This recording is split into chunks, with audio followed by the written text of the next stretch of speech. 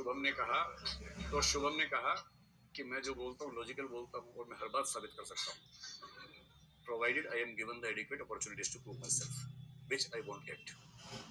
तो इनका आर्गुमेंट ये कि गांधी जी 70 साल के थे और 2 लड़कियां थी, उनके ऐसे हाथ रख के चलते थे। This is so bad. तो जब आप 70 साल के होंगे, आपके बेटे की बेटी छोटी सी मुन्नी हो, उसके सिर पर अगर आपने हाथ रख दिया तो कोई कह सकता है मामला ठीक नहीं। किसी पे आरोप लगाना सबसे आसान काम है दुनिया में, सबसे आसान। ये जो भी कह रहे हैं यहाँ आप ही कह रहे हैं, है ना।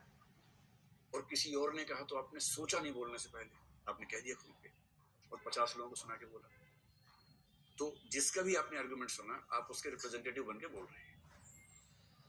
अगर कोई 15-16 साल का बच्चा अपनी माँ के साथ ऐसे करे घूम रहा हो, क्या आपको बुरा लगेगा उसको कि देखो एक औरत के कंधे पे हाथ रख के चल रहा है?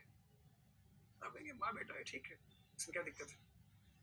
एक 70 साल का आदमी जिसको चलने में दिक्कत है, उसके साथ 1-2 लोग चलते हैं जिनकी उम्र 20-25 साल है और उन्हें रत्ती भर चिंता इस बात की नहीं है कि इस व्यक्ति की नीयत कैसी है। उस व्यक्ति को भी पता है कि मैं कैसा हूं और उस व्यक्ति का कद कितना बड़ा है आपको अंदाजा है। और सीधे ये कह देना कि 70 साल का आदमी 2 लड़कियों के कंधे पे हाथ रख के चलता था, कितनी गलत बात है।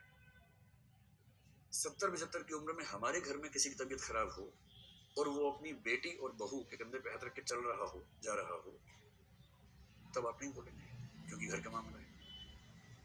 पर कोई और है तो आप बिना ये सोचे कि क्या इसमें कुछ और ऐसा है जो अनएथिकल है, सीधे आरोप लगाएंगे। दुनिया में सबसे आसान काम है आरोप लगाना। दूसरों के मामले में जज होना, अपने मामले में वकील होना, इजीएस्ट टास्क है। ठीक, एंजॉय। चलिए।